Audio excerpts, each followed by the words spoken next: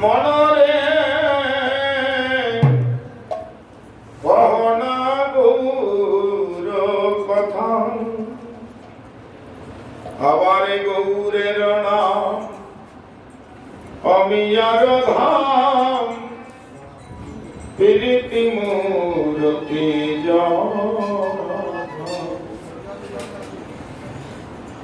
মনরে কহনা গৌর কথা, গৌরের নাম অমিয়ার ধাম, প্রীতি মূরতি যথা। আমার গৌর বলিয়া যাকো জীবন, কিছুই চাহি না আর। গৌর গঠন গৌর গমন, গৌর গঠন গৌর গমন, গৌর করিবে পান, গৌর করিবে পান। গৌর গঠন গৌর গমন, গৌর করিবে পান। গৌর করেছি সার আমি, গৌর করেছি সার। গৌর গমন গৌর গঠন গৌর করিবে পান। গৌর করেছি সার আমি, গৌর করেছি সার। যা যা গৌর লীলা তাহা ব্রজলীলা, যাহা যা ব্রজলীলা তাহা গৌর লীলা, মধ্যস্থ শ্রী লীলাচল ধাম। যদি গৌর না হতো কেমনে হইত, কেমনে ধরিতাম দে। শ্রীরাধার মহিমা দিতে নারে সীমা, জগতে জানা তোকে। তবে গৌর কথা আমাদের শুনতে হবে। গৌর না হলে, নিতাই না ভজন করলে, গৌর নিতাই ভজন না করলে ব্রজে যাওয়া যাবে না। ভজনিতাই ভজনিতাই কহনিতাই কহনিতাই, পাওনিতাই পাওনিতাই, বলনিতাই বলনিতাই। একবার প্রাণ ভরে বলো নিতাই নিতাই, প্রাণ ভরে বলো নিতাই। এখন গৌর পক্ষ। আগামী দিন শ্রী শ্রী শ্রীকৃষ্ণ চৈতন্য মহাপ্রভুর আবির্ভাব তিথি। সেই আবির্ভাব জন্ম লীলার কথা আস্বাদন করব ঠিক সন্ধ্যা 6:30টার সময় বাবুজাটি হরিসভা প্রাঙ্গণে। আজকে তার আগে গৌরকে কোথা থেকে এলো, গীতার পরিচয়, কেনই বা আমাদের গৌর ভজন করতে হয়, এর বৃত্তান্ত কথা আমরা আজকে আস্বাদন করব। কালকে যাবেন গৌরের জন্মলীলা হবে। এই জন্মলীলাটা আজকে হবে না, আগামী দিন হবে। তো গৌর সত্য ত্রেতা দাপর কলি, চারি যুগে চারি ধর্ম জীবের কারণ, কলি যুগে ধর্ম হরি নাম সংকীর্তন। চারি যুগে চারি ধর্ম জীবের কারণ, কলি যুগে ধর্ম হরি নাম সংকীর্তন। সত্য যুগে বিশ্ব শ্রেষ্ঠা যজ্ঞ, ত্রেতা যুগে অশ্বমেধ, দাপর যুগে রাষ্ট্র, কলি যুগে হরিনাম সংকীর্তন যজ্ঞ। এই নাম সংগণার বীত চরিঞ্চিরাত করুণায় অবতীর্ণ কলৌ, সমারোহে শূন্য উজ্জ্বল রস সভক্তি গোপনে ছিল, নিতাই এসে বিলাইল। দুই ভাইয়ের মনে খালি অন্ধকার, দুই ভাগবতের সনে করালেন সাক্ষাৎকার। এক ভাগবত ভাগবত গ্রন্থ, আর এক ভাগবত ভক্ত রসপাত্র। সুন্দর কথা। দুই ভাইয়ের মনে কে? নিতাই আর গৌর। দুই ভাইয়ের মনে খালি অন্ধকার, দুই ভাগবতের সনে করালেন সাক্ষাৎকার। এক ভাগবত ভাগবত গ্রন্থ, আর এক ভাগবত ভক্ত রসপাত্র। তাহলে এক ভাগবত ভাগবত গ্রন্থ, আর এক ভাগবত আপনাদের মতো ভক্তদের রসপাত্র বলেছে। কীর্তনিয়া লাফিয়ে উঠেছেন, আরে আমি এত সুন্দর কীর্তন করছি, আমি রসপাত্র হলাম না?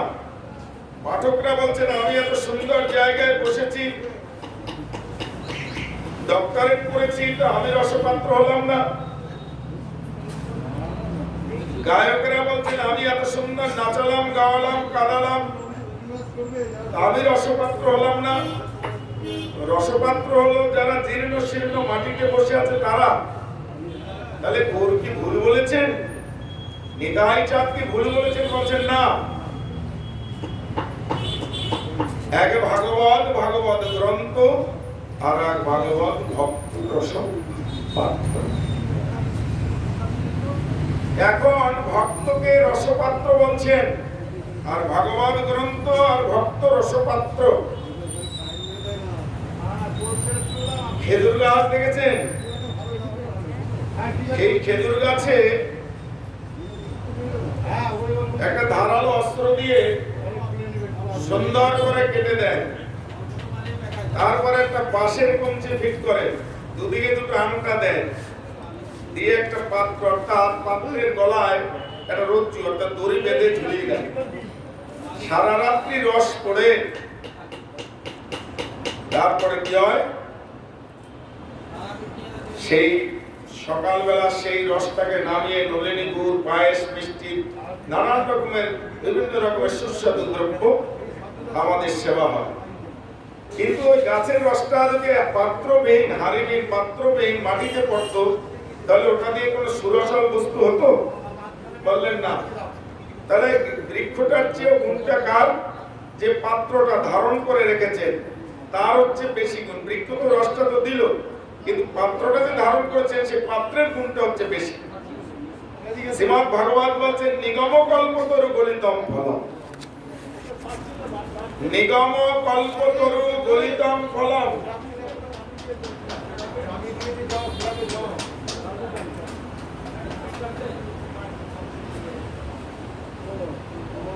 নিগম কল্পতরু গলিতম ফলম। ভাগবতটা কেমন? নিগম কল্প, ভাগবতের একটা বৃক্ষ, কল্প বৃক্ষ। নিগম কল্পতরু গলিতম ফলম অর্থাৎ নিগম কল্পতরু গলিতম ফলম। ভাগবতটা কেমন? কল্প বৃক্ষের একটা ফল। গাছটা লাগালো, সঙ্গে আপনার বীজ বপন করলো, গাছ হয়ে গেল, তার মধ্যে ফল হলো, ফলটা আবার পাকা, তার না আছে আটি, না আছে খোসা, আছে কি মূর্তিমান রস। নিগম কল্পতরু গলিতম ফলম। তার বৃক্ষের রসটা যে কোথায় পড়েছিল? পাত্রে। আর ভাগবত বৃক্ষের রসটা যে কোথায় পড়ছে? ভক্তের হৃদয় পাত্রে। ভাগবত বৃক্ষের রসটা যে কোথায় পড়লো? খেজুর গাছের রস পড়লো পাত্রে। আর ভাগবত বৃক্ষের নিগম কল্পতরু গলিতম ফলম। ভাগবত বৃক্ষের সমস্ত রস, বৃক্ষের গলিত ফল যে পড়ছে কোথায়? ভক্তের হৃদয় পাত্রে। দুই ভাইয়ের মনে খালি অন্ধকার, দুই ভাগবতের সঙ্গে কলনের সাক্ষাৎকার। এক ভাগবত ভাগবত গ্রন্থ, আর এক ভাগবত ভক্ত রসপাত্র। তাহলে এই মানে বৃক্ষের চেয়েও পাত্রের গুণটা হচ্ছে অধিক, যে পাত্রে যারা ধরে রাখে। তাই রস পড়তে পড়তে দেখবে কি হয়, রস পড়তে পড়তে একটা উপরে ফেনা হয়ে যায়, ফেনাটা সরিয়ে তারপর নিচে টলটলে রসটা দেখা যায়, তাই তো? এই ফেনাটা কেমন? আমার এই ভাগবত বৃক্ষের রস যখন ভক্তের হৃদয় পাত্রে পড়বে তাদেরও ফেনা ওঠে। ভাগবত বৃক্ষের রস যখন পড়তে পড়তে যখন হাড়িটি, পাত্রটি যখন ভরে যাবে, তখন ভক্তদেরও ফেনা ওঠে। কেমন করে? হরিকথা শুনতে শুনতে উদ্গ্রাণ হয়, আহা শুনতে শুনতে পরলোক ঘর থেকে যখন হৃদয় পাত্রটা ভরে যায়, তখন বলে রাধে রাধে নিতাই গৌর হরি বল। ফেনা উড়ে গেছে, ফেনার জন্য কোনো মায়া নেই। নিগম কল্পতরু গলিতম ফলম সুখমুখাদমৃত দ্রব্য সংযুতম। সুখমুখাদমৃত দ্রব্য সংযুতম, সেটা আবার সুখ পাখি, মানে পাখির এটো ফল, সেটা মিষ্ট হয়। মানে পাখি যদি ঠোঁট দিয়ে যদি একবার ঠুকরিয়ে দেয়, সেটা মিষ্টি পরিণত হয়ে যায়। সুখমুখাদমৃত দ্রব্য সংযুতম। সুখ পাখিটা কেমন? সুখদেব গোস্বামী কেমন? বলে তিনি হলেন আখ কেমন? বলে মিষ্টি। কেমন মিষ্টি? বলে খেয়ে দেখো।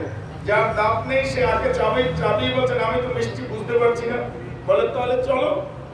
মোড়ে যে আখ পিছানো মেশিনে দিল, সঙ্গে সঙ্গে এক গ্লাস রস দিল।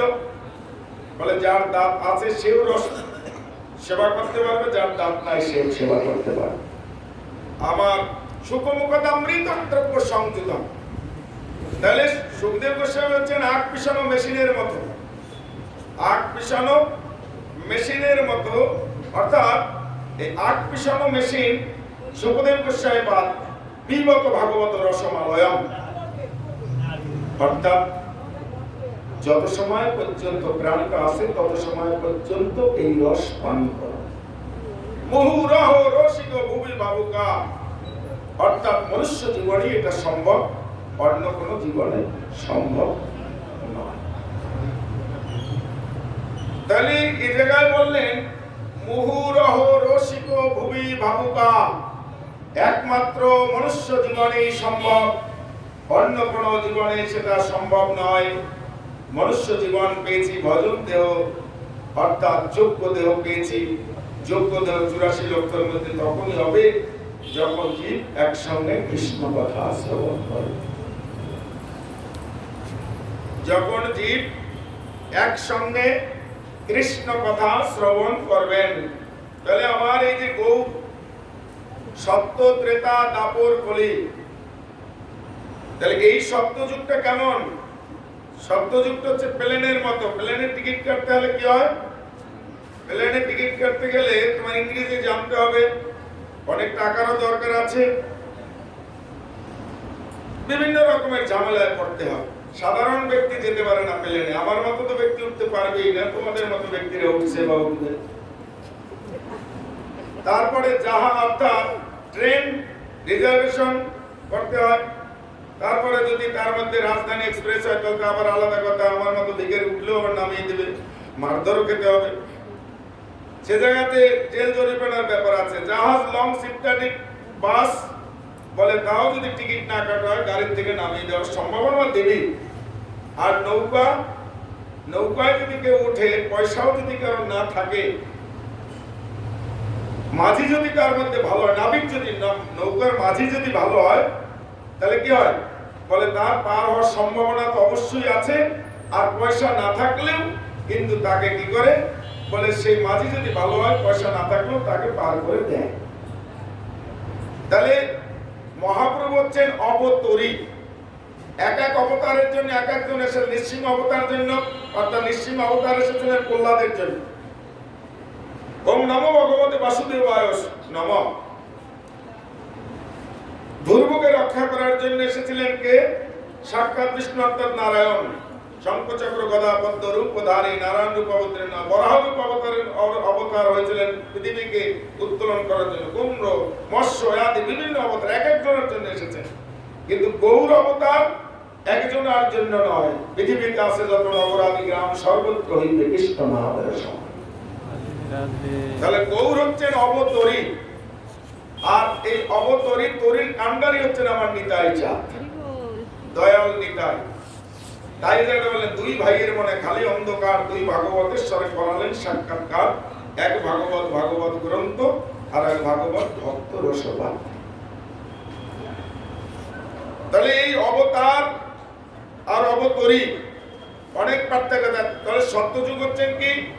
এই সত্যযুগটা হচ্ছেন, সত্যযুগ হচ্ছেন প্লেনের যুগ, ত্রেতা যুগ হচ্ছেন ট্রেনের যুগ, দাপর যুগ হচ্ছেন লং স্টিমার জাহাজের যুগ, কলিযুগ হচ্ছে নৌকা অবতরী নিতাই গৌর হরি গোবিন্দ।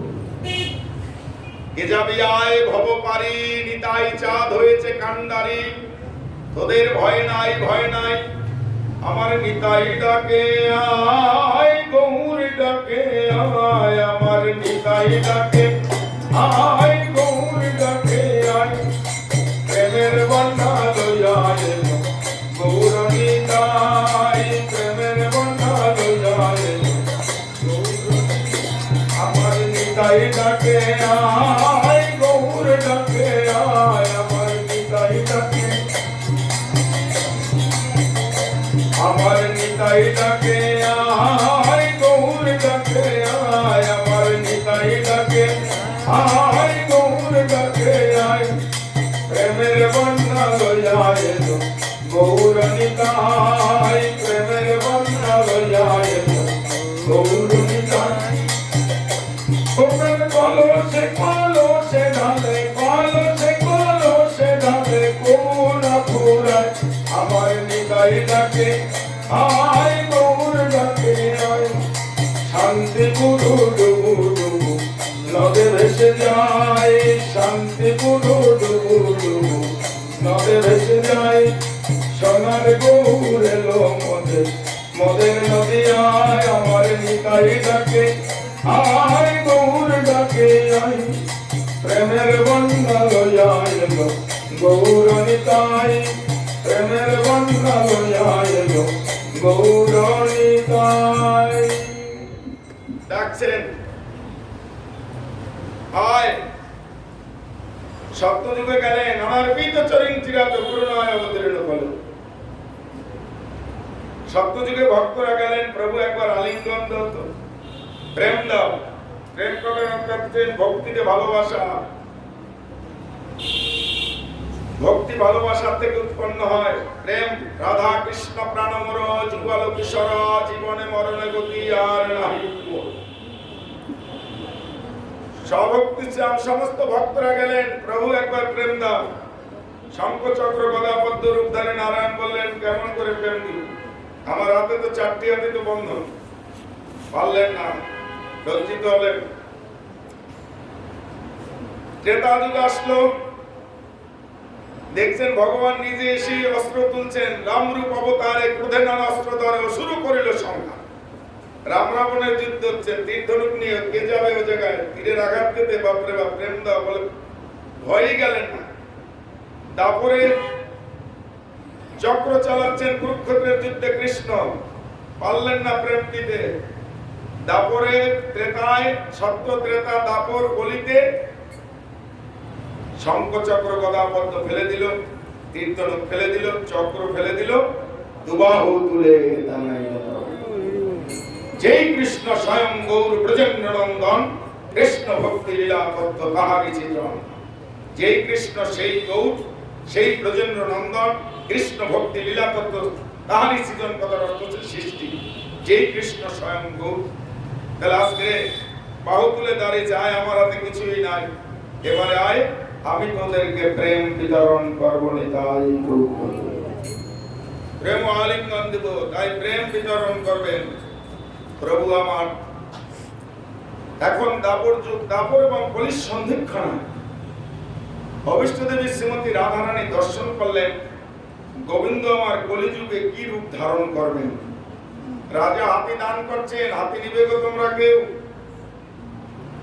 রাজা কি করছেন হাতি নিবে তোমরা কেউ সকলের দরজা বন্ধ হয়ে গেল কি দরজা বন্ধ করছো কেন বলতে নিজেরাই খেতে পারি না হাতির যে খোরাকি কোথা থেকে হাতি পুষবো রাজা চিন্তা করলেন আমি যদি দান না করি তবে তো আমার রাজা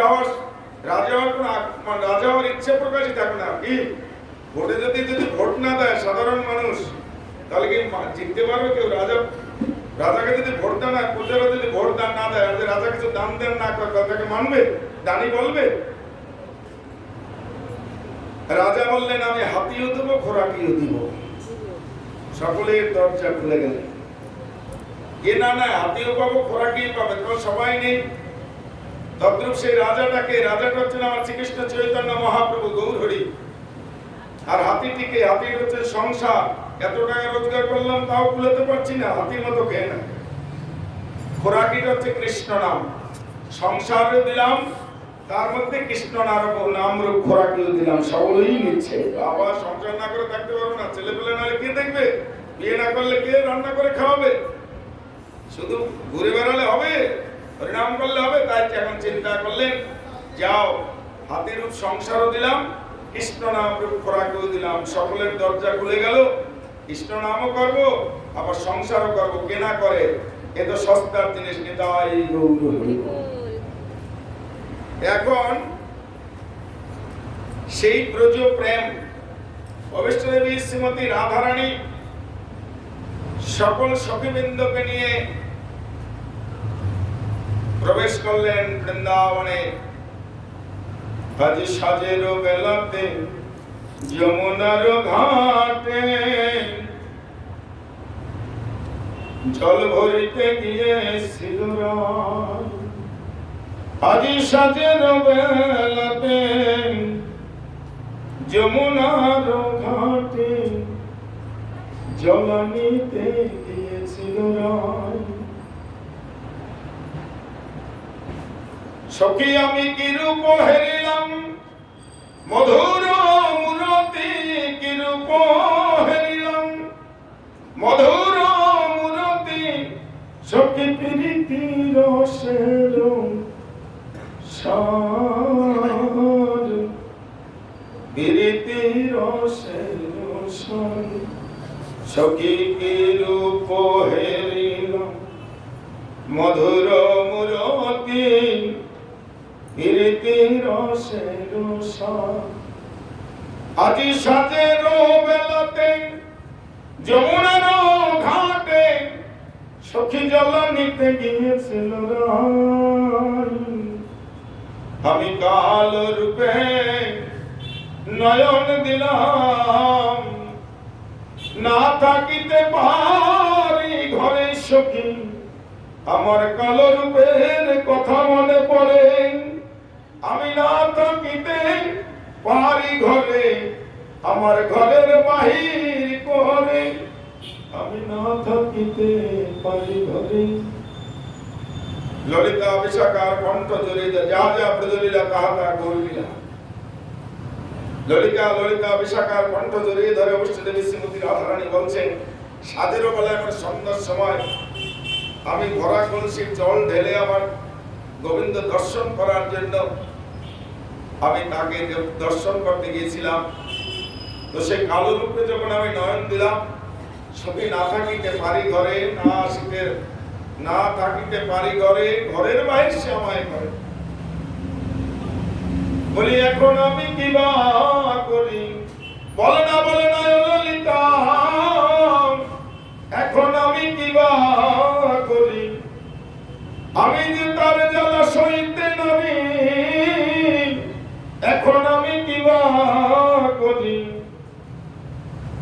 প্রীতি রসের সার, সখী রে প্রীতি রসের সার। সখী প্রীতি রসের সার, এখন আমি কি করি বল সখী রে। ললিতা বিশাখা বলছেন, আরে এই প্রীতি কথার অর্থ কি? আমরাও তো ভালোবাসছি, কিন্তু তোর মতো এরকম অবস্থা হয়নি। তুই এমন করছিস কেন? সাজেরও বেলা তো সন্ধ্যার সময় যমুনাতে যে কালো রূপে নয়ন দিয়ে, এখন না থাকতে পারি ঘরে, না থাকিতে পারি ঘরে, ঘরের বাহির সে আমায় করে। বনে যেও শান্তি নাই, যে জায়গায় যাই সেই জায়গাতেই সেই কালো রূপ দর্শন হয়। যে জায়গায় যাই সে জায়গায় কালো রূপ দর্শন হয়।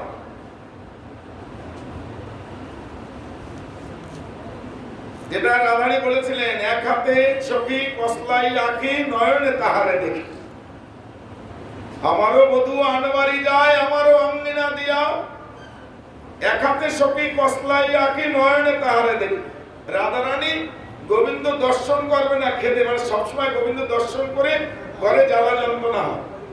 এখন রাধারানী চোখ বন্ধ করে আছে, চোখ বন্ধ করে একটা চোখ চেপে আরেকটা চোখ কসলাচ্ছে। তো কসলাতে একটা চোখের, এখন কাজল যদি চোখে যায় কি হয়? এক হাতে সখী কসলাই আঁকি, নয়নে তাহারে দেখি। গোবিন্দ আমি দর্শন করবো না, চোখ বন্ধ করে রয়েছে। চোখ মেললি গোবিন্দ সম্মুখে আসে। অনেক সময় চোখটা বন্ধ করে এখন চুলকাচ্ছে, তার মানে কসলাচ্ছে।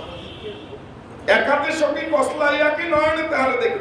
যেই চোখটা কসলাতে কসলাতে কাজলের সঙ্গে জলের সঙ্গে যখন মিলে গেছে, চোখটা তখন জ্বালা করছে। জ্বালা করতে করতে এক ফোঁটা মানে নয়ন যে অশ্রু ওই মাটিতে যখন পড়ে গেল, ওই এক ফোঁটা নয়ন অশ্রু দিয়ে গোবিন্দ দাঁড়িয়ে গেল। তাই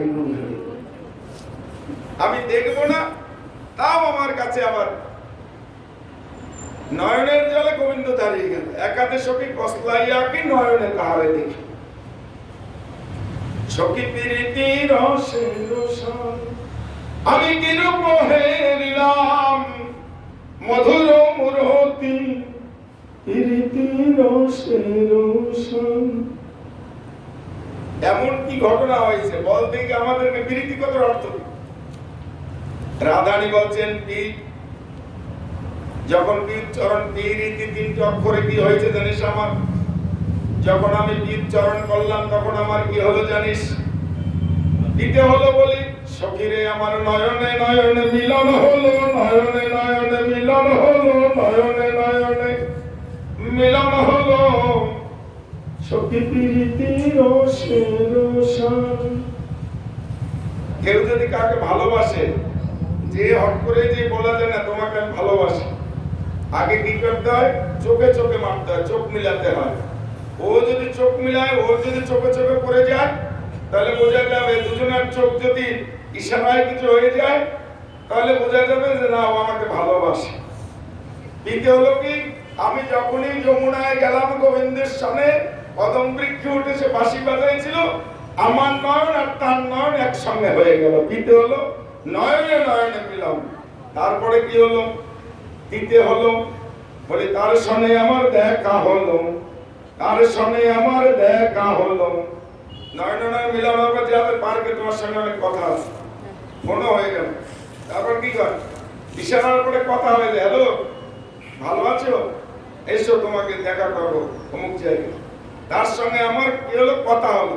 রীতে কথা হওয়ার পরে কি হলো? রীতে বলে বলে হৃদয় হৃদয় হৃদয় মিলন হলো, তার হৃদয় আমার হলো, আমার হৃদয় তার হলো, তার হৃদয় আমার হলো, আমার হৃদয় তার হলো, সখী প্রীতি রসে রসায়ন।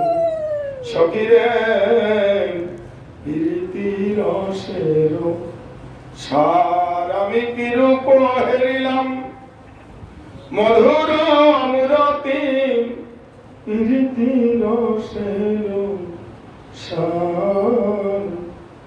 প্রীতি রসে রসায়ন। রাধারানী পরিভ্রমণ করতে করতে বৃন্দাবনে সখীদের সঙ্গে বিরাজিত করলেন। বৃন্দাবন লীলা। রাধারানী আমার সকল দেব দেবতার আলাদা করে পুজো হয়, কিন্তু রাধারানীর কোনো আলাদা পুজো হয় না। কৃষ্ণ প্রেমে, কৃষ্ণ সুখে, কৃষ্ণ পিতার্থে রাধারানী সুখী হয়ে যায়। আমাদের বৃন্দাবনে একজন নামাজি বলে সাধু ছিলেন, তিনি সর্বদাই 84 ক্রোশ পরিক্রমা করতেন প্রতিদিন। এটাই যেতেন, এটাই যেতেন, রাধে রাধে রাধে রাধে রাধে রাধে রাধে রাধে রাধে রাধে রাধে। ঘুরতে ঘুরতে ঘুরতে ঘুরতে বহুত বছর হয়ে গেল। চুল দাড়ি, কোনদিন বিশাল চুল বিশাল দাড়ি। ঘুরতে ঘুরতে একদিন কাম্যবনে বট গাছের স্তরে চুল দাড়ি আটকে গেল। এখন যেতে যেতে সকল ব্রজগোপীরা ভুজাঙ্গনাগণ এসেছেন, এখন জটাগুলো ছাড়াচ্ছে। সাধুজি বলছেন, এই আমার জটা ছাড়াচ্ছ কেন? বলছেন, কেন তুমি তো জটা আটকে পড়েছো বাবা, তুমি কি 84 ক্রোশে যাবে না? সাধুজি বলছেন, না, যে ধরেছে সে যদি এসে কোনোদিন ছাড়ায় বা ছেড়ে দেয় তবেই যাও, আমার জটায় হাত দিও।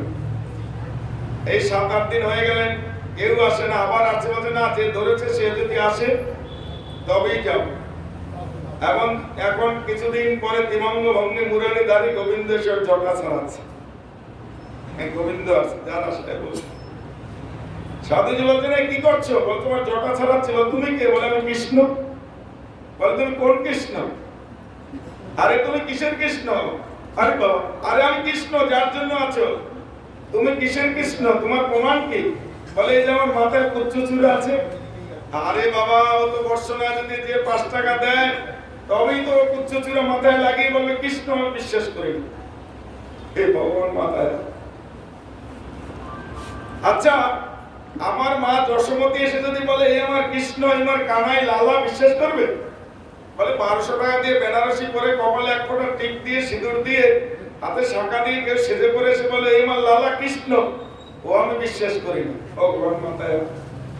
এই পিতা নন্দ যদি এসে বলে মাথায় একটা পাগড়ি দিয়ে পিতা নন্দ অনেকই সাজা যায়, ও আমি তোমার বিশ্বাস করি না, তুমি কৃষ্ণ। ভগবান বলছেন, ভক্তকে তো ভক্ত বাঞ্ছা পূর্ণ করি, তাই তো আমার নাম শ্রী হরি।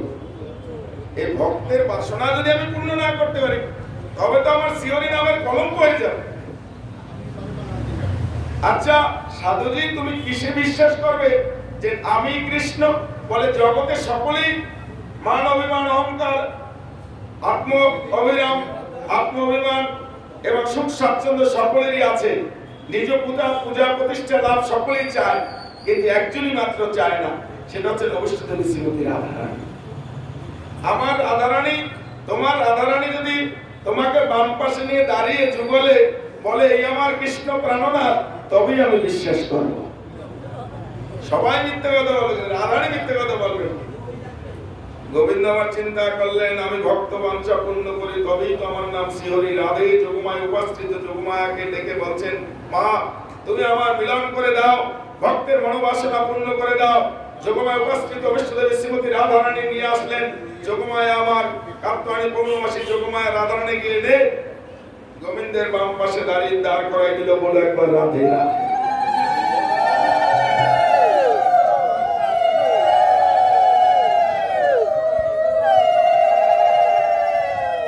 এখন বাম পাশে যখন দাঁড় করাই দিলেন, এখন রাধারানী বলল, হে সাধুজি, তুমি বিশ্বাস করতে পারো এই আমার কৃষ্ণ।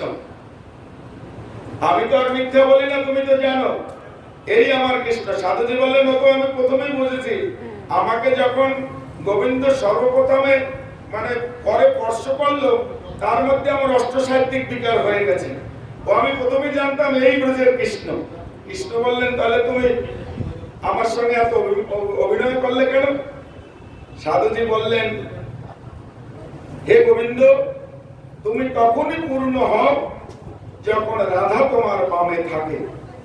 আমি এতদিন পরিভ্রমণ করছি, একসঙ্গে যুগলে কোনোদিন দেখতে পাইনি, তাই আমি রাধা কৃষ্ণের যুগল দেখার জন্য এত অভিনয় করলাম।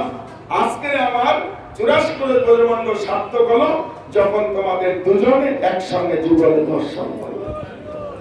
বলে একবার রাধে রাধে রাধে, জোরছে বলো, গান বল দিয়ে বলো রাধে রাধে রাধে রাধে। গোবিন্দ আমার তখনই পূর্ণ। তুমি যেটা বলেছিলেন নয়া নয় নয়া নয় বহুদিনের পুরানা, আমি পূর্ণ তখনই হব যখন রাধা আমার বামে থাকে। রাধা শক্তি, রাধারানী যদি একলা কৃষ্ণের ভজনও কিছু হবে না। ভজনটা কেমন হবে? রাধা কৃষ্ণ প্রাণমর যুগল কিশোর। কৃষ্ণ তখনই শক্তি অর্জন করেন, পূর্ণ শক্তিমান হয়, যখন তার অর্ধেক শক্তি রাধারানী এসে বামে দাঁড়ায়।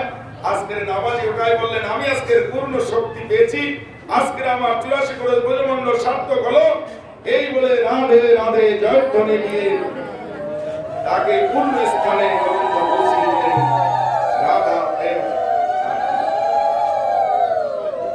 সেই অবিষ্টদেবী শ্রীমতী রাধারানী তিনি ভ্রমণ করতে করতে নিধুবনে পৌঁছে গেলেন। বৃন্দাবনে 3টি জায়গায় রাস হয়। একটা জায়গা হচ্ছে নিধুবন, আর একটি জায়গা হচ্ছে বংশীবন, আর একটা হচ্ছে নিকুঞ্জবন। মহারাস শারদীয়ার পূর্ণ তিথিতে পূর্ণ উজ্জ্বল উন্নত রাস। অবিষ্টদেবী শ্রীমতী সমস্ত সখীগণকে নিয়ে নিধুবনে প্রবেশ করলেন। গৌরকে অবিষ্টদেবী শ্রীমতী রাধারানী দাপর যুগে কৃষ্ণ কিরূপ ধারণ করবেন সেটা তিনি ব্যাখ্যা করে দিলেন। গোবিন্দ আমার দাপর কলিযুগে কি হবেন? ধ্রুব প্রহ্লাদ অম্বরীশেরা ভগবানের ভক্ত, কিন্তু ভগবানকে জাপটিয়ে ধরেছেন। যার গায়ে যত শক্তি তিনিই তো খেলায় জিতবেন। এমনকি একজন গোবিন্দকে ধরলেন যে গোবিন্দ আর তার অন্তর থেকে বেরোতে পারলেন না। তিনি হচ্ছেন আমার অবিষ্টদেবী শ্রীমতী রাধারানী। গোবিন্দকে একবার জাপটিয়ে ধরেছেন, অন্তর কৃষ্ণ বাহিরে রাধা, তিনি হচ্ছেন আমার গৌর। সেই লীলা বর্ণন করছেন। নিধুবনে দুজনে চৌদিকে সখীগণে সতী আছে রসের আলিশে সখীকে নিধুবনে দুজনে চৌদিকে সখীগণে, চারদিকে সখীরা। বৃন্দাবনে একটা যে রাস নিধুবনের মধ্যে, যারা বৃন্দাবনে গেছেন সন্ধ্যা 6টার পরে আপনারা কেউ সে জায়গায় থাকেন। ওই জায়গায় প্রতি রাত্রি রাধা গোবিন্দের মিলন হয়। ওই লীলা যদি একবার রাধা কৃষ্ণের দিব্য যদি কেউ দর্শন করে, তাকে আর বাংলায় ফিরে আসতে হবে না, সে জায়গায় সমাধিস্থ হয়ে যায়। সেই জন্য বৃন্দাবনে লীলা দর্শন করে কে স্বেচ্ছায় কি প্রাণটা দিতে চায় কেউ, রাধে রাধে বলি আমরা, মরতে পারলে বাঁচি। কিন্তু মরণ যখন আছে, মরণের জ্বালা কিন্তু খুব বিরাট। 40,000 বিছায় কামড়ালে যে বিষ যন্ত্রণা হয়, মৃত্যুর যন্ত্রণাটা তদ্রুপ হবে। সেই জন্যই বলছেন 40,000 বিছা যদি কামড়ায়, বিছা পোকা, তার যে যন্ত্রণা হয়, সেই মৃত্যুর যন্ত্রণাটা সেরকম হয়ে যায়। কেউ কেউ ইচ্ছায় মৃত্যুবরণ করে, কেউ কেউ অনিচ্ছায় মৃত্যুবরণ, জন্ম মৃত্যু, জরা ব্যাধি, দুঃখ শোক, এই যে বারবার আসা যাওয়া। সাধকজন সজ্জনজন তারা চিন্তা করেন মাতৃগর্ভে কতই ভাবা উদ্ধ, অর্থাৎ হেড মুন্ডি করে উদ্ধ হন, পদ ঊর্ধ্বমুখী হয়ে আমরা অর্থাৎ ছিলাম। সে জায়গা থেকে এসে কতই না কষ্ট উপভোগ করছি। আমাকে এখন চির বিশ্রামের প্রয়োজন। সেই নিধুবনে দুজনে চৌদিকে সখীগণে সুতি আছে রসের আলিশে। চারিদিকে সখীরা পরিবেষ্টিত হয়ে আছেন। রাধা গোবিন্দের শরণ দিলেন। বৃন্দাবনে নিধুবনের মধ্যে যদি যাও, তবে এই লীলাটি দর্শন হবে। দিব্য জ্যোতি লীলা, অদ্যাপ্য সেই লীলা করে করা রায় কোন কোন ভাগ্যবান দেখিবারে পায়। এখন সেই শরণে নিচে রাধা কৃষ্ণ সুখে নিদ্রা যাচ্ছে। নিশি শেষে বিদুমুখী উঠিলেন স্বপ্ন দেখি, কাঁদি কাঁদি কহে বধূর কাছে। নিশি শেষে বিদুমুখী উঠিলেন স্বপ্ন দেখি, কাঁদি কাঁদি কহে বধূর কাছে। কাঁদি কাঁদি কহে বধূর কাছে। ঘুমিয়ে আছে, নিশি শেষ রাত্রের দিকে রাধারানী একটা স্বপ্নে দেখছে। নিশি শেষে বিদুমুখী উঠিলেন স্বপ্ন দেখি, কাঁদি কাঁদি কহে বধূর কাছে। বধূ মানে গোবিন্দের কাছে বলছেন, উঠো উঠো প্রাণনাথ কি দেখিলাম অচম্বিত।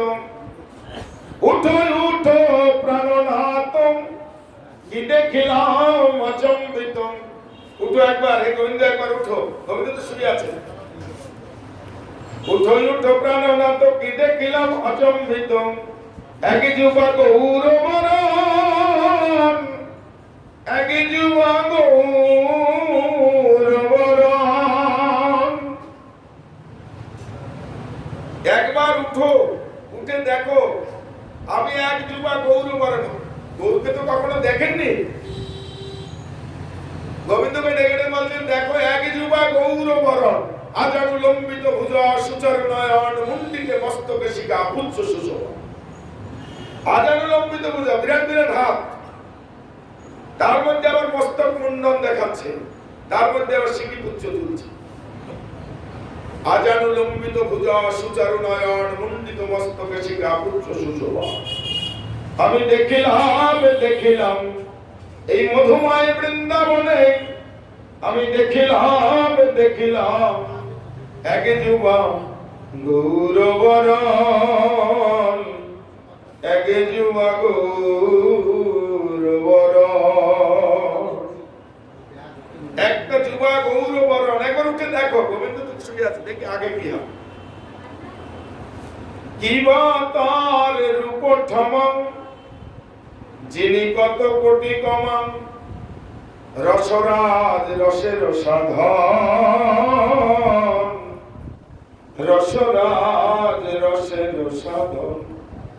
কিবা তার রূপঠম, অর্থাৎ যে রূপটা আমি দর্শন করলাম, কিবা তার রূপঠমা, যিনি কত কোটি কমা। 100 কোটি যদি চন্দ্র তার দিকে প্রকাশিত হয়, বলি তার রূপের মালাই যায় না গো তার রূপের বালাই। 100 কোটি চন্দ্র যদি সেই মানুষটার দিকে প্রকাশিত হয়, তথাপিও সেই রূপের বালাই তাও চায় না। আমি দেখিলাম এই মধুময় বৃন্দাবনে, আমি দেখিলাম 100 কোটি চন্দ্র প্রকাশিত হলে, 100 কোটি, শুধু একটা দুটো চন্দ্র না, 100 কোটি চন্দ্র যদি তার দিকে প্রকাশিত হয়, তথাপি তার রূপের বালাই দেওয়া যায় না, এত সুন্দর তার রূপ।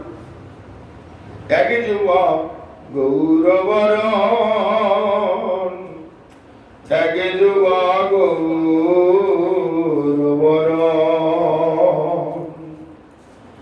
এখন ওই যুবা গৌর বর্ণ রূপটি দর্শন করে তিনি কথা বললেন, 100 কোটি চন্দ্রের কথা বললেন। যারা নদিয়ায় যেরকম সচিমায়ের কোলে নিমাই আমার সদ্যজাত সন্তান, সচিমা চুম্বন করছেন, নগরীগণ ধেয়ে এসেছেন, সমস্ত নদিয়াবাসী আর ব্রজবাসীতে পরিণত হলো নদিয়াবাসীগণ। নদিয়াবাসী বলে তারাই তো নাগরী, আমার গৌর প্রেমে যারা নাচে তারাই তো নাগরী, গৌর প্রেমে যারা হাসে তারাই তো নাগরী, তারাই তো নাগরী, গৌর প্রেমে যারা কাঁদে তারাই তো নাগরী। গৌর প্রেমে যারা হাসে তারাই তো নাগরী, গৌর বলে যারা কাঁদে তারাই নাগরকে গৌর।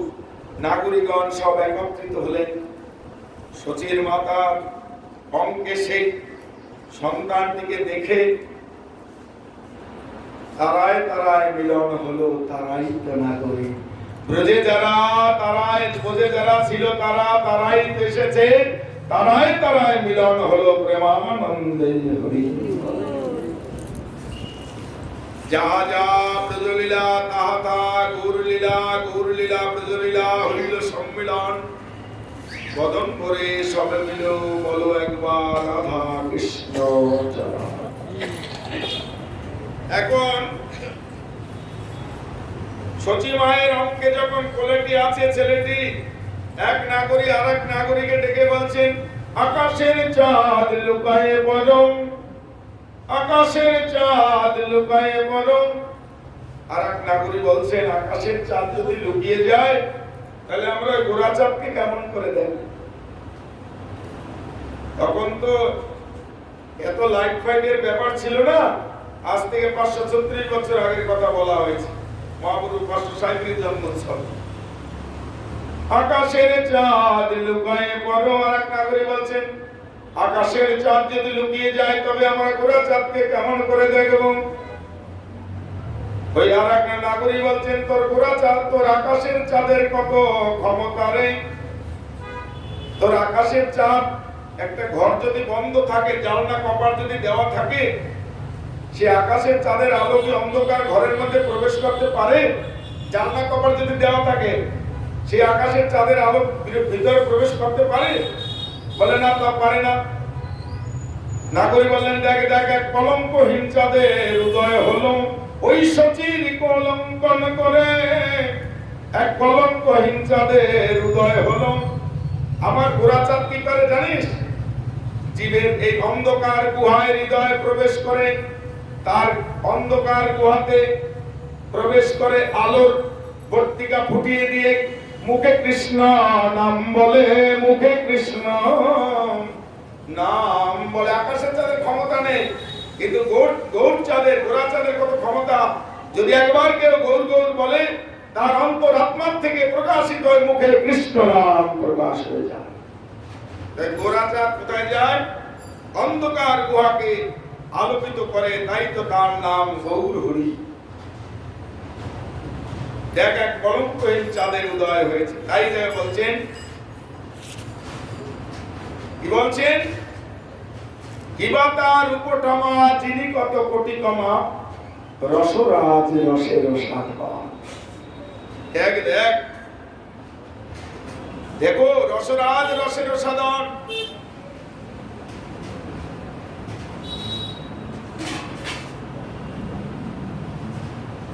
চতুর্ভুজ আদি কত, বনের দেবতা যত, দেখিয়াছি এ বৃন্দাবনে, আমি দেখিয়াছি এ বৃন্দাবনে। রাধানী আমার বলছেন, চতুর্ভুজ আদি কত, বনের দেবতা যত, দেখিয়াছি এ বৃন্দাবনে, কিন্তু এই রূপটা আর দেখিনি। চতুর্ভুজ রূপ, চতুর্ভুজ মানে চারটি হাত। চতুর্ভুজ কার আছে? শঙ্খ চক্র গদা পদ্মধারী সাক্ষাৎ নারায়ণ। চতুর্ভুজ আদি কত, বনের দেবতা যত, দেখিয়াছি এ বৃন্দাবনে, কিন্তু এমন রূপ আর আমি দেখি। বলি গোরা রসের কত রূপ ভাই, এমন রূপ আর দেখি নাই। গোরা রসের কত রূপ ভাই, এমন রূপ আর দেখি নাই। গোরা রসের কত রূপ ভাই, এমন রূপ আর দেখি নাই। চতুর্ভুজ কথার অর্থ হচ্ছে শঙ্খ চক্র গদা পদ্ম রূপধারী নারায়ণ। এটাকে গোস্বামীপাদ রাধাদাস্য গ্রন্থে ভাঙালেন। রাস অন্তর্ধান লীলা, একটি অন্তর্ধান রাস আছে মহারাসের মধ্যে, শারদীয়ার পূর্ণতিথিতে সেই অন্তর্ধান লীলা রাস। যত কৃষ্ণ তত গোপী, বহু বল্লভা, সকলের মনের আশা পূর্ণ করব। সেই সময়কালে একদিনের জন্য সমস্ত বাল্যকিল্য মুনিগণ তারা কাম্য বনে ভজন করে গোপী দেহ পেয়েছে। গোপী কথার অর্থ হচ্ছেন যারা গোপনের ধনকে গোপনে রক্ষা করতে পারে, তারাই হচ্ছেন ব্রজগোপী। তাই আজ সেই ব্রজগোপীগণ কাত্যায়নের ব্রত করে গোবিন্দকে একদিনের রূপে পাওয়ার জন্য তারা আকাঙ্ক্ষা করেছেন। মামুপত্য তো পন্ত পুনর্জন্ম না বিদ্যতে। গীতায় ভগবান বলছেন যে একবার যদি আমাকে দর্শন করে পুনরায় তাকে আর পুনর্জন্ম নিতে হয় না। তাই গোবিন্দকে যদি একবার পরমপতি রূপে পাওয়া যায়, তবে গোবিন্দের সঙ্গে লীন হয়ে যেতে হবে, আর জড় জগতে আসতে হবে না। সর্বস্ব জয় হমৃতি সন্নিবিষ্টম, আমি সকলের হৃদয়ে বাস করি। যদি হৃদয় থেকে সকল জীবতেও আমার চলন্ত জীবন্ত মন্দির, পবিত্র হৃদয় হবে আমার বসার সিংহাসন। জীবের হৃদয়টা পবিত্র কখন হবে? তথা ভাগবত চিরপি নিত্যম ভবতি যৎগৃহে। যে জায়গায় কৃষ্ণ হরি কথা ভাগবত কথা হবে, সেই জায়গায় যদি জীবটি সর্বদাই বসতে পারে, তার ঘর্ষণ করতে গ্রামেরটা সিমেন্ট দেখেছো, ওকে ডলা দিয়ে ফাটিয়ে হাতুড়ি দিয়ে ভাঙা যায় না, কিন্তু কলের নিচে যদি প্রতিদিন কলস পাতে, কলসটির ঘষায় ঘষায় সে সিমেন্টটি পর্যন্ত গর্ত হয়ে যায়।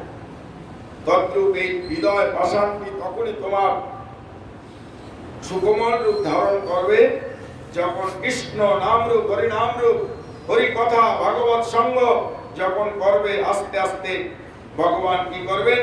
তোমার হৃদয় সিংহাসনে এসে বসবেন। নহং তিষ্ঠামি বৈকুণ্ঠে যোগিনং হৃদয় নচ মদ ভক্ত যত্র গান্ত্রী তত্ত্ব তিষ্ঠামি নারদ। আমি বৈকুণ্ঠেও থাকি না কেন? বৈকুণ্ঠের তারা নারায়ণ রূপ ধারণ আমার জায়গাটা নিতে চায়। নাম তিষ্ঠায় বৈকুণ্ঠে যোগিনং হৃদয় নচ, যোগীরা শূন্যের উপরে ওঠার জন্য তারা ব্যস্ত থাকেন। দেহটাকে রেখে শূন্যের উপরে তারা উচ্চ আকাঙ্ক্ষা। মদ ভক্ত যত্র গান্ত্রী তত্ত্ব তিষ্ঠামি নারদ। আমার ভক্তরা বুঝুক আর না বুঝুক, তাদের এমনই একটা অভ্যাস, হরিকথা বুঝুক আর না বুঝুক, ভালো জায়গা তাদের প্রয়োজন নেই। তারা বুঝুক আর না বুঝুক, আমার কথা যখন কর্ণ কুহর থেকে হৃদয় প্রবেশ করে, তারা রাধে রাধে নিতাই গৌর বলে চিৎকার করে আমার নামে। মদ ভক্ত যত্র গান্ত্রী তত্ত্ব তিষ্ঠামি নারদ। আমার যে জায়গায় গুণগান হয়, সেই জায়গায় আমি বিরাজ করি। তার প্রমাণ আমাদের যে জগন্নাথ বলরাম সুভদ্রা যে পুরীর রূপ, ওটা ব্রজবিলার কথা আস্বাদন করতে করতে ভগবান তার দেহটা গলিত হয়েছেন। তাই বললেন যে মদ ভক্ত যত্র গান্ত্রী তত্ত্ব তিষ্ঠামি নারদ। আমার ভক্তরা যে জায়গা আমার গুণগান করে, সেই জায়গাতেই আমি বিরাজ করি। তাহলে চতুর্ভুজ কথা, চতুর্ভুজ আদি কত, বনের দেবতা যত, দেখিয়াছি এ বৃন্দাবনে।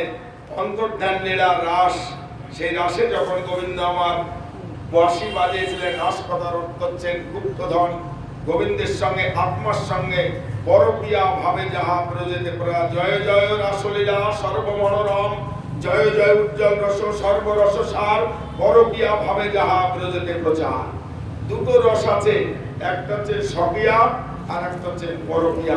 স্বকীয়া কথার অর্থ হচ্ছে স্বার্থ সম্পর্ক জনিত ভালোবাসা, স্বার্থ সম্পর্ক জনিত ভালোবাসা। আমি তোমার দেহের সঙ্গে আমার সম্পর্ক, তোমাকে আমি বিবাহ করলাম, তোমার গর্ভে সন্তান হলো না, তোমাকে ডিভোর্স দিয়ে আরেকটা বিবাহ করলাম, তারপরে বিবাহ করার পরে আবার ভালো লাগলো না, ওকে ছাড়ে ওকে ছাড়ে, কলিতে লাগে না, হলুদ বাটা লাগে না, মেহেন্দি বাটা দরকার হয় না ব্রাহ্মণের, হাই কলিতে বিয়ে হয়েছে কাগজ কলমে, কাগজ চিরে দিল, বিয়েও শেষ হয়ে গেল।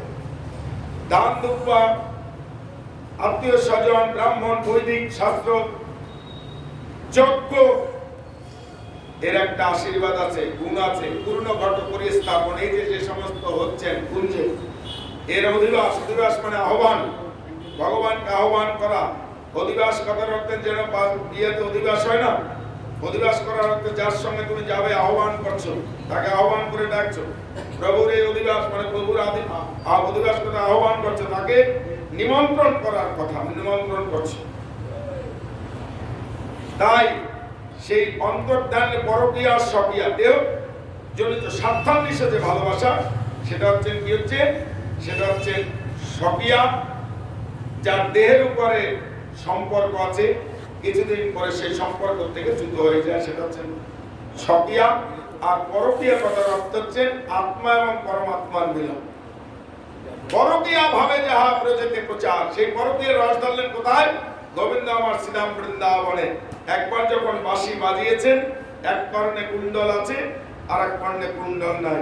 কেউ কেউ বাচ্চাদের স্তনপান করেছিলেন, বাচ্চাদের সবাই রেখে চলে এসেছেন। কেউ কেউ একাতে শাখা পড়েছে আর একাতে পড়েনি। কেউ কেউ রন্ধন করেছে, রন্ধন ফেলিয়ে চলে এসেছেন। এইভাবে পরমাত্মা যখন একবার আত্মার অন্তরিক্ষে জেগে উঠেছেন, পরকীয়া ভাবে যাহা প্রযোজেতে প্রচার, পরমাত্মা আত্মার সঙ্গে যখন মিলন হয়ে যায়, এক গোপীকে যখন আটকিয়ে রেখেছিলেন, সেই অর্থাৎ সেই বুজুর্গ যখন তাকে যেতে দেয়নি, যখন বংশী বাজিয়েছিলেন, সেই ঘরে পরদিন পরদিবসে দেখলেন তার দেহটা পড়ে আছে, আত্মা পরমাত্মা কৃষ্ণের সঙ্গে মিলে গেছে। পরকীয়া ভাবে যাহা প্রযোজেতে প্রচার, পরমাত্মার সঙ্গে যার সম্পর্ক, সেটাই বললেন পরকীয়া রস বা পরকীয়া ভাব। সেই পরকীয়া ভাবে গোবিন্দ আমার যখন বাঁশি বাজালেন, সেই রাসলীলায় শরদ চন্দ্র পবন বিপিনে ভরালো কুসুম গন্ধ রে, আহারে আহারে ওই ফুল মল্লিকা মাধুরী জ্যোতিকা, আবার মত্ত মধু রসালো গন্ধরে, আহারে আহারে তারা গুনগুন স্বরে গান করেছে, কৃষ্ণ তোমার হলাম বলে, তারা গুনগুন স্বরে গান করেছে। হা কৃষ্ণ তোমার হলাম বলে, তারা গুনগুন স্বরে গান করেছে।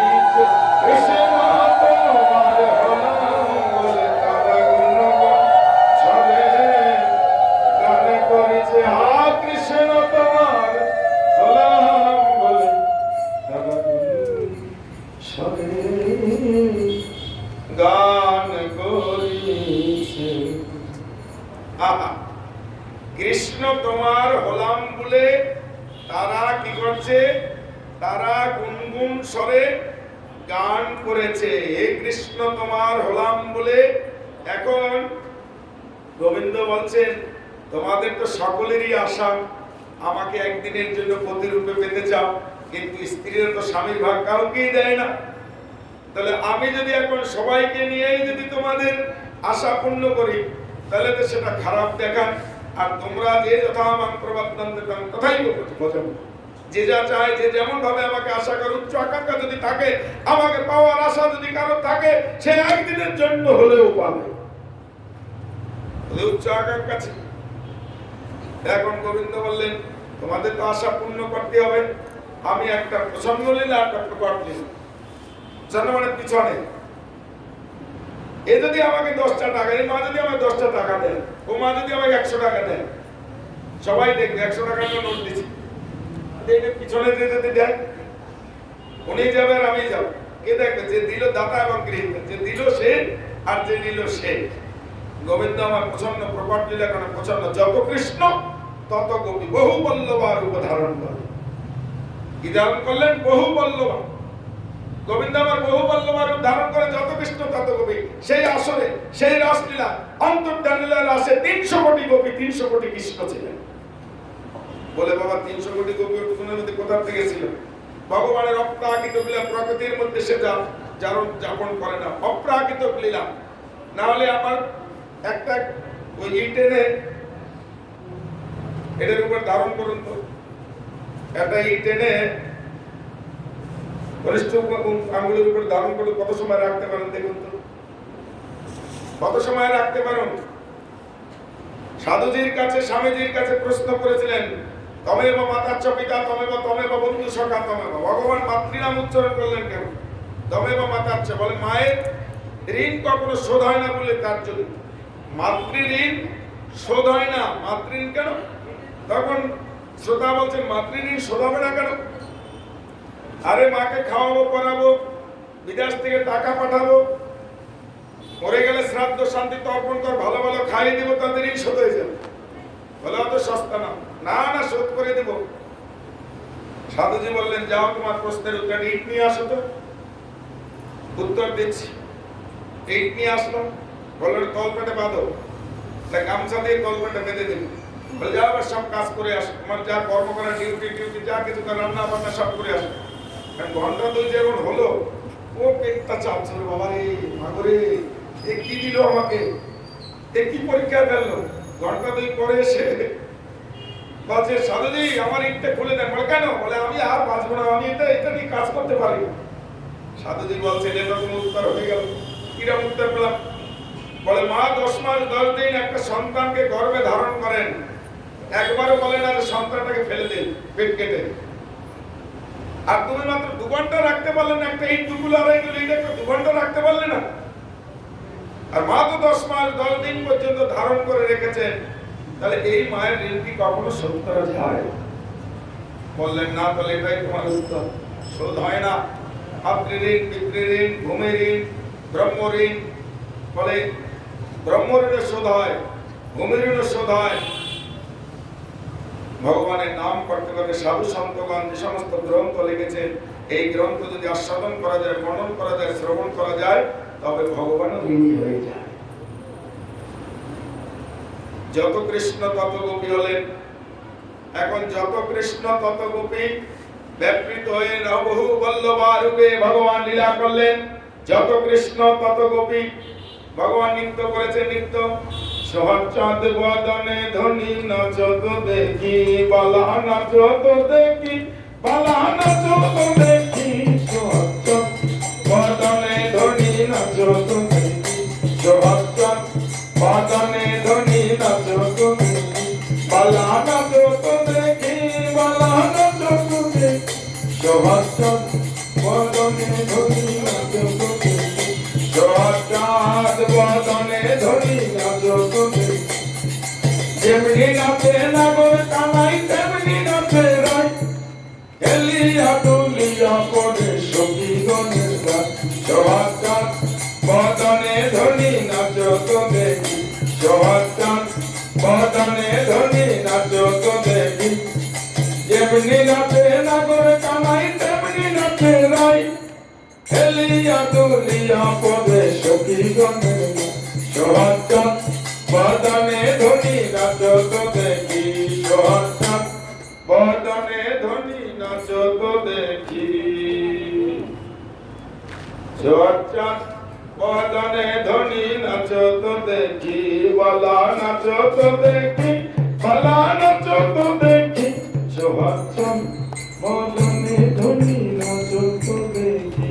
बोलो वृंदावन बिहारी लाल के, राधे श्याम के, जय जय श्री राधे। কোটি গোপী, 300 কোটি কৃষ্ণ। এক এক গোপী মনে অহংকার আছে। রাধাদাস গ্রন্থ বলেন গর্বিত অসুর, গর্ব হচ্ছেন। এক এক গোপী গর্ব করছেন, কেউ কাউকে দেখতে পাচ্ছে না। 300 কোটি গোপী এসেছিল একসঙ্গে, যখন আসছে তখন দেখছেন সারি সারি, তারা সারি সারি চলেছে কৃষ্ণ দর্শন লাগি, তারা সারি সারি চলেছে কৃষ্ণ দর্শন লাগি, তারা সারি সারি চলেছে। এখন যখন কৃষ্ণ দর্শন এখন দেখছে, যত কৃষ্ণ তত গোপী, কিন্তু কেউ কাউকে দেখতে পাচ্ছে না। গোপীরা গর্বিত, এত গর্ব হয়েছে, একসঙ্গে এসেছিলাম, আমি কৃষ্ণ পেলাম, অন্য কেউ পেল না। আগামীকাল যে বলবো কেমন তোমরা, আরে দেখ আমি কত কৃষ্ণ ভজন করেছি, 1 মাস যমুনা ভালোভাবে স্নান করছি, তাই তো আমি কৃষ্ণকে প্রতিরূপে পেয়েছি। 300 কোটি গোপীর মনে একই প্রশ্ন, কেউ তো কাউকে দেখতে পাচ্ছে না, আমি পেয়েছি, অন্য কেউ পায়নি।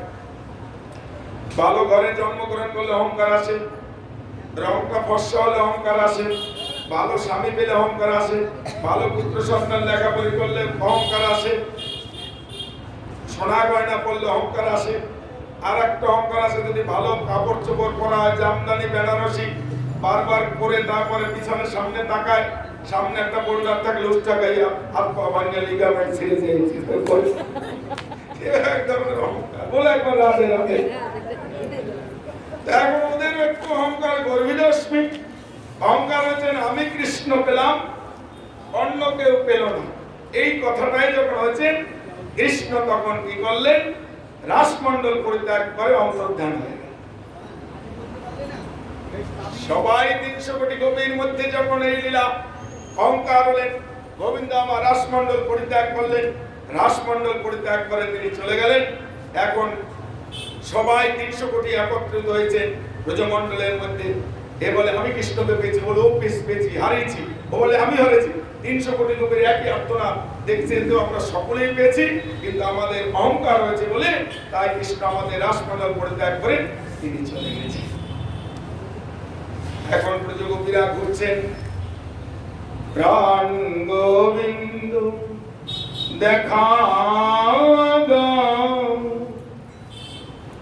দেখা দাও একবার, দেখা দাও হে গোবিন্দ, কত দূর কতদিন রইবে লুকায়, দেখা দাও দেখা দাও, দেখা দাও, দেখা দাও, দেখা দাও, দেখা দাও, ধরা দাও, ধরা দাও গোবিন্দ।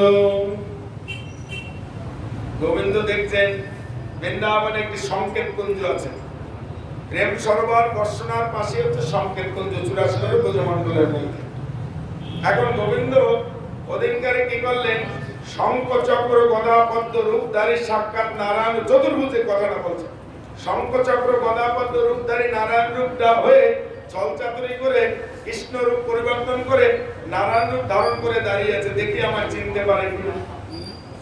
ঘুরতে ঘুরতে সখীরে এসেছেন, ব্রজগোপীরা এসেছেন, এসে বলছেন আমাদের প্রাণনাথকে দেখেছো নাকি, আমাদের প্রাণ গোবিন্দকে দেখেছো নাকি, ওগো মনের দেবতা তুমি, আমাদের প্রাণ গোবিন্দকে দেখে।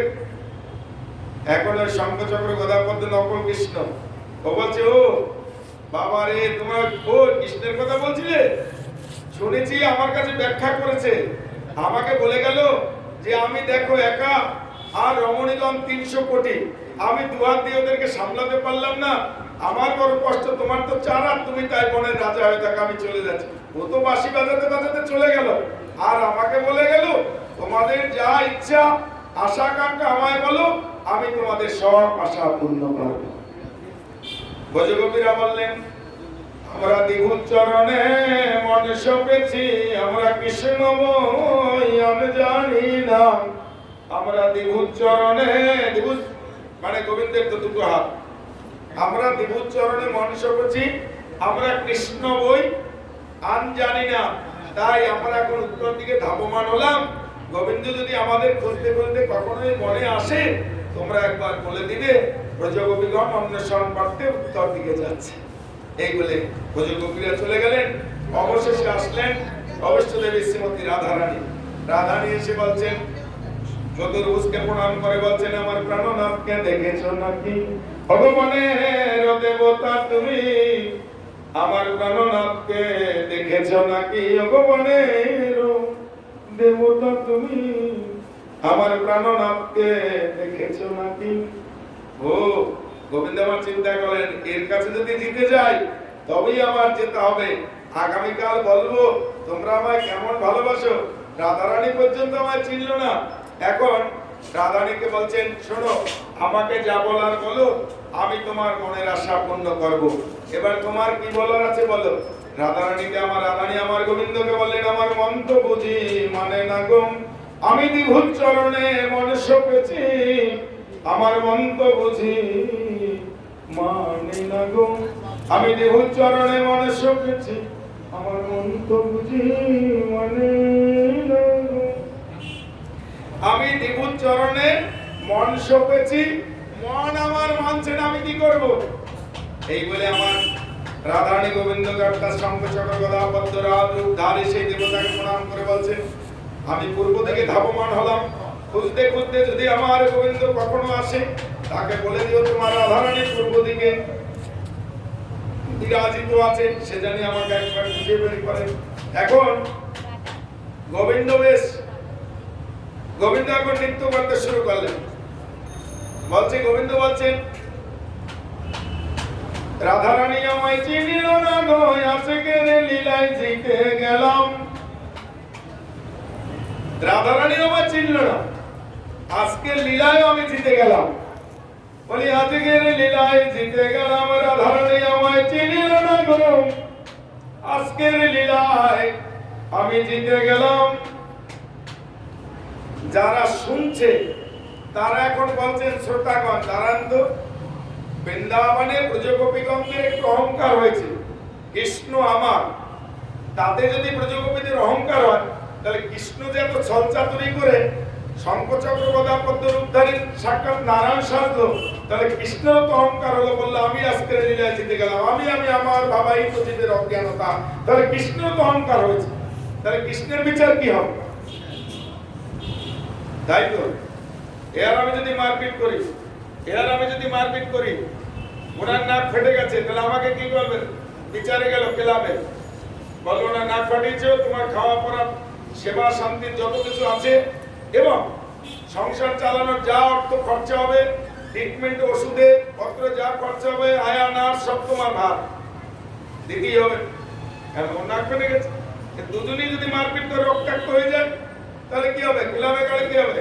তাকিয়ে দেখবেন দুজনেই মারপিট হয়েছে, এর কোনো বিচার নেই, আর দ্বিতীয়বার করো না, দুজনের মিলন হয়ে যাবে। তাই আর জীবনে কোনো দিন করো না, মাইনেছে দুজনে কি করলো? তাহলে ওদের অহংকার, ব্রজগোপীদের, কৃষ্ণের অহংকার, দুজনের অহংকার সমান সমান। এবার মিলনের পাল। রাধারানী পূর্ব দিকে যাচ্ছে, পূর্ব দিক থেকে ব্যাক করে কৃষ্ণ যখনই বললেন আজকের লীলায় জিতে গেলাম, বাহ, রাধারানী আমার চিনল না, রাধারানী ব্যাক করে আসছে। কৃষ্ণ তখন মনে মনে ভাবছে, আরে রাধারানী আবার ঘুরছে না আমার দিকে, কারণ আছে। রাধারানী ঘুরে কৃষ্ণের দিকে তাকিয়ে বলছেন, শ্যামে তুমি ধরা পড়িলে, শ্যামে তুমি ধরা পড়িলে, শ্যামে তুমি ধরা পড়। আরে কি হলো? আমি তো শ্যাম, কিন্তু জানলো কি করে? রাধারানী বলেন, শ্যামে তুমি ধরা পড়িলে, শ্যামে তুমি ধরা পড়িলে, আজকের লীলায় শ্যামে তুমি ধরা পড়িলে। শ্যাম তুমি ধরা পড়েছো। গোবিন্দ বলছেন, এই কাকে কি বলছো? যাও, যে জায়গায় যাও সে জায়গায় যাও, আমি কোনো শ্যামটাম নয়, মনের রাজা, আমি শ্যাম নয়। রাধারানী কাটার গায়ে বারবার লেবুর নুনের রস দিচ্ছে। শ্যামে তুমি ধরা পড়িলে, শ্যামে তুমি ধরা পড়িলে, শ্যামে তুমি। আরে বারবার শ্যাম বলছে মানুষ। গোবিন্দ আমার দেখছে, আমার কোথাও আবার কিছু অঘটন ঘটেছে নাকি একবার দেখি। গোবিন্দ আমার কি করলেন? মস্তকে হাত দিয়ে দেখে আমার পুচ্ছ চূড়ায় আছে কিনা, পুচ্ছ চূড়ায় আছে, মস্তকে হাত দিয়ে দেখে পুচ্ছ চূড়ায় আছে কি, মস্তকে হাত দিয়ে দেখে পুচ্ছ চূড়ায় আছে কিনা। না, মুকুট তো ঠিকই আছে, পুচ্ছ চূড়াও তো নেই। রাধারানী আবার বলছেন, স্বামী তুমি ধরা পড়িলে, স্বামী তুমি ধরা পড়িলে, স্বামী তুমি। আরে বারবার তুমি শ্যাম শ্যাম বলছো, আমি তো বলছি আমি শ্যাম নয়, তুমি যাও না। এবারে গোবিন্দ আমার করে করে কর দিয়ে দেখছেন, করে করে করে করে মিলিয়ে দেখে বংশী আমার বাজে কিনা, বংশী আমার বাজে কি, করে করে করে মিলিয়ে বংশী আমার বাজে কিনা, বংশী আমার বাজে না, বাঁশিও তো বাজে না। দেখি আমার চারটা হাত ঠিক আছে তো, শঙ্খ চক্র আছে কিনা, শঙ্খ চক্র আছে, গদা পদ্ম আছে কিনা, গদা পদ্ম আছে না, সবই তো আছে। রাধারানী আবার বলছেন, স্বামী তুমি ধরা পড়িলে, স্বামী তুমি ধরা পড়িলে, স্বামী তুমি। আরে বারবার তুমি শ্যাম, তোমার অনুরোধ করছে, আমি শ্যাম না। গোবিন্দ দেখছি, দেখি এবার চরণে দেখি তো ও জায়গায় ধরা পড়লাম নাকি। চরণে চরণ দিয়ে নুপুর আমার বাজে কিনা, চরণে চরণ দিয়ে নুপুর আমার বাজে কিনা। চরণে চরণটা দিবে, নুপুর তো বাজে না। রাধারানী বলছেন, স্বামী তুমি ধরা পড়িলে, স্বামী তুমি ধরা পড়িলে। আরে বাবা তুমি বারবার শ্যাম শ্যাম বলছো না, আমি তো শোনো, চোর ধরার আগে কাউকে কিছু সন্দেহ করার আগে তার প্রমাণপত্র লাগে। তোমার কাছে কোনো প্রমাণ আছে? রাধারানী বলছেন, হে গোবিন্দ, রাধারানী ভোলে ভালি চঞ্চল বিহারী, রাধে রাধে জপা করো, রাধে রাধে জপা করো, কৃষ্ণ নাম রস পিয়া করো, রাধে রাধে জপা করো, কৃষ্ণ নাম রস পিয়া করো।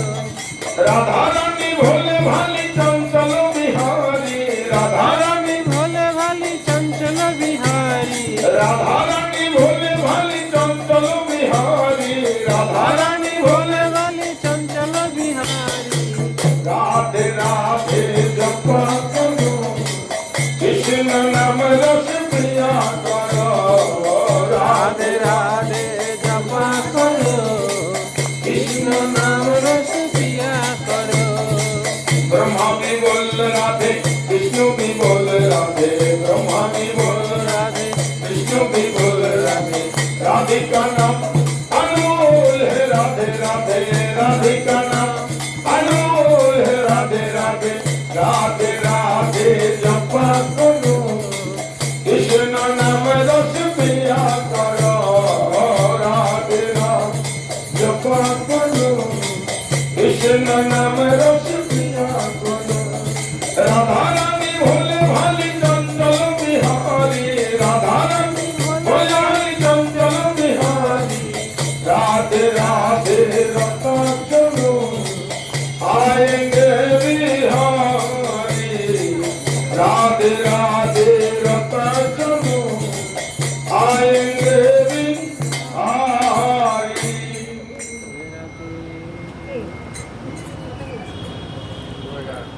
রাধে রাধে জপা কর্তা। রাধারানী বলছেন, রাধারানী ভোলে ভালি চঞ্চল বিহারী।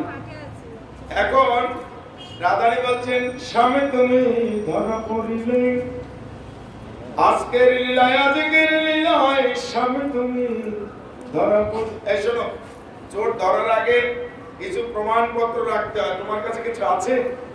রাধারানী বলছেন, আমি আগে বোকা ছিলাম, একটু আলু লাইতে ছিলাম, আলাবোলা ছিলাম, আমি অত চালাক ছিলাম না, কিন্তু হে প্রাণ গোবিন্দ, তোমার মতো চতুরের শিরোমণির সঙ্গে ঘুরতে ঘুরতে আমিও চতুর হয়ে গেলাম। আমি আগে একটু বোকা টাইপের ছিলাম, কিন্তু তোমার মতো চতুরের শিরোমণির সঙ্গে ঘুরতে ঘুরতে আমি একটু একটু চুরি বিদ্যা শিখেছি। আরে তুমি বলো প্রমাণপত্র আছে? বলে হ্যাঁ। গোবিন্দ তুমি সব লুকিয়েছো, কিন্তু একটা জিনিস লুকাতে পারোনি। আমি নয়নে নয়ন নয়ন দিলাম, আমি নয়নে নয়ন নয়ন দিলাম, বাঁকা নয়নের বাঁকা চাহনি লুকাতে পারোনি, বাঁকা নয়নের বাঁকা চাহনি লুকাতে পারোনি, বাঁকা নয়নের বাঁকা চাহনি লুকাতে পারসা, লুকাতে পারোনি, লুকাতে পারোনি, বাঁকা নয়নের বাঁকা চাহনি লুকাতে পারোনি, বাঁকা নয়নের বাঁকা চাহনি লুকাতে পারোনি। সব লুকিয়েছো, কিন্তু বাঁকা নয়নের যে বাঁকা, আমি যখন গুরুর দিকে যাচ্ছিলাম তুমি আমার দিকে আর নয়ন করে বাঁকা ভাবে তাকিয়েছো। এই ত্রিজগতে আমার প্রাণ গোবিন্দ ছাড়া বাঁকা ভাবে কেউ তাকাতে পারে না। এবারে বলো তো কে তুমি? গোবিন্দ আমার বললেন, আমার নাম হারু আসাম, ভক্তের বাঞ্ছা পূর্ণ করি, তাই তো আমার নাম শ্রীহরি। তাই আমি কৃষ্ণ কৃপা করি, তাই আমি আমার এই চতুর্ভুজ ছেড়ে আমি আজ দ্বিভুজ হয়ে তোমার কাছে দাঁড়ালাম। বলে একবার রাধে রাধে। সামের বামে রাই কৃষ্ণ আনন্দ আর ধরে না, সামের বামে রাই কৃষ্ণ আনন্দ আর ধরে না। গোবিন্দ ছল চাতুরি ছেড়ে রাধারানীর সম্মুখে, তাই এবার বললেন, চতুর্ভুজ আদি কত বনের দেবতা যত দেখিয়াছি এ বৃন্দাবন।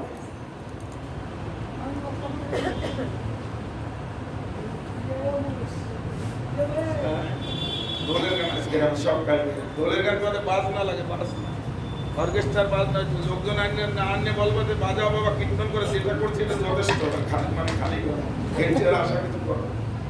বাজনার দরকার হ্যান্ডস আনতে বলবো, বাজাই দিয়ে করে দিয়ে যাবো, ঠিক আছে? সব পার্টি আছে, অর্কেস্ট্রা, নাল, তাসা, পার্টি সব আমার কাছে আছে। কিন্তু বলবো বাবা খালি গলায় তুমি কীর্তন করে যাও, ভালো করে করবা, সেটা হবে? বাজনার দরকার হবে, যার যার হ্যান্ডস তার কাছে বাজাবে, অন্য দিয়ে হয় না। বলে একবার রাধে রাধে। দোল কালকের গান শুনতে যাবো, যেখানে দোলের গান, দোলের গাই। তো এখন কি বললাম?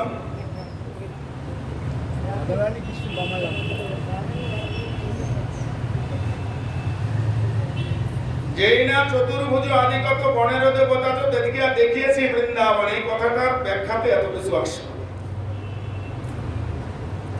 এতে কো কহিতে ধনী, রাধানীর এক নাম ধনী, এতে কো কহিতে ধনী মুস্ত্রা প্রায় ভেলো জানি। রাধানী বলতে বলতে বলতে বলতে গোবিন্দের কাছে বাহ্য জ্ঞান হারিয়ে গেল, অচৈতন্য। এতে কো কহিতে ধনী মুস্ত্রা প্রায় ভেলো জানি, বিধপদ রসিক নাগর। পদকর্তা একদিকে বসে এই মানে এই কথা বলছেন। পদকর্তা যে লিখছেন এই প্রকাশ্য লীলা গোস্বামী পাদগণ, তারা এই দিচ্ছেন কে? কোলেতে করিয়া গরিব, গরিব থেকে গোরা, গরিব থেকে কোলেতে, রাধানী এক নাম গরিব, গরিব থেকে গোরার উৎপত্তি। কোলেতে করিয়া গরিব, মুখচম্বে বেরি বেরি, হেরিয়া জগদানন্দ। এই জগদানন্দ ঠাকুরের পদ যেমন তেমন পদ নয়, পদ জগদানন্দ ঠাকুর, তিনি নিধুবনে বসে এই লীলা দর্শন করছেন এবং লিখছেন। এবারে গোবিন্দ আমার বলছেন, কৈশন তুয়া প্রেমা, কৈশন মধুরিমা, কৈশন সুকৃতি ভোর, এতিন বাঞ্ছিত ধারণ করছে না হইল পুরাণ, কি করিব না পাই। তোমাকে এবার বলছি এইটা ঘটনাটা শোনো রাধে। কৈশন তুয়া প্রেমা, তোমার প্রেম কেমন? কৈশন মধুরিমা, তুমি আমাকে ভালোবেসে কি মধুর রূপ রস আস্বাদন করো। কৈশন সুকৃতি ভোর, তুমি আমায় ভালোবেসে কি সুখ পাও। এতিন বাঞ্ছিত ধারণ করছে না হইল পুরাণ, কি করিব না পাইয়া। এই বাসনা আমার পূর্ণ হলো না। পূজা হয়ে গেলেন, অধিক ধূপধুনার গন্ধ একটু প্রসাদের জন্য এসেছে।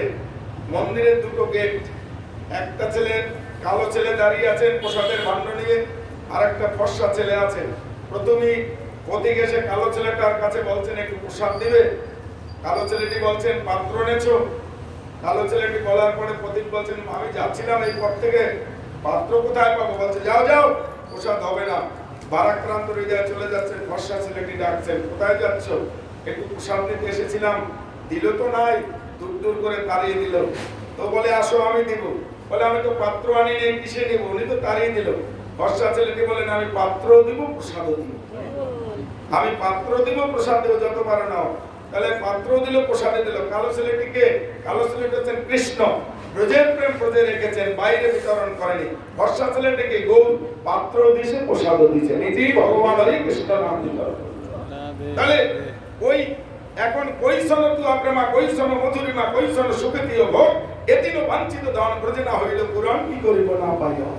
এবারে আমি ভাবলাম কি তাই তো প্রথম কি করে, প্রথম অল্প দামে বেচে মাল, কত করে পটল প্রথম কত ছিল 20 টাকা সব, তারপরে হয় কত 20 টাকা কেজি, তারপরে কি 10 টাকা, তারপর 5 টাকা, তারপর হুন্ডা নিয়ে যাও নিতাই, তারপর এমনি নিয়ে যাও। তাহলে আমার কি করলেন, প্রথম সত্য ত্রেতা দাপর কলি, এই কলিযুগে কি করে হুন্ডা প্রেম বিতরণ করবেন, বলে যত পারো নিয়ে যাও নিতাই গৌর হরি বল নদীটা থেকে একবারে সস্তা বিনামূল্যে তোদের পায়ে ধরি মিনতি করি। গৌরী বলছে একবার বল রে হরি হরি, হরি নামে ভেঙে জীবের আর যে গতি নাই। হুন্ডা বেচছে, ভগবান এবার ভক্তের পাও ধরছে, তোদের পায়ে ধরি মিনতি করি সত্যান্তরং ধীমহি। একবার বল রে হরি হরি, আমার হরি নামে ভেঙে জীবের আর যে গতি নাই। একবার হরি বলো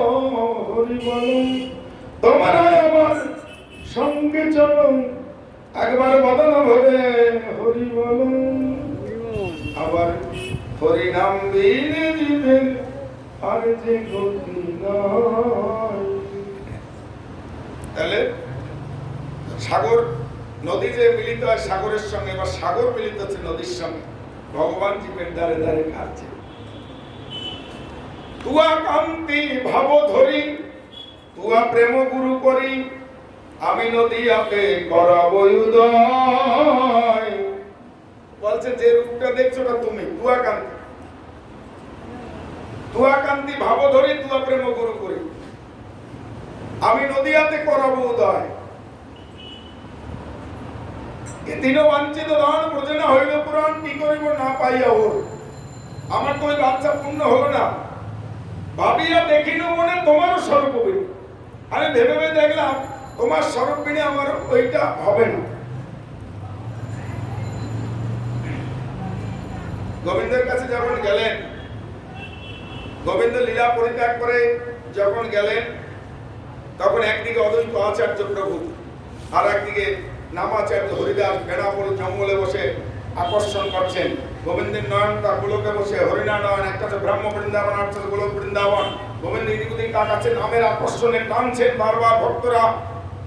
সখীরা বলছেন প্রভু তোমাকে এমন দেখাচ্ছে কেন, তুমি তোমার হরিণা নয়ন মনটা কেন, নয়ন দুটো এমন কেন?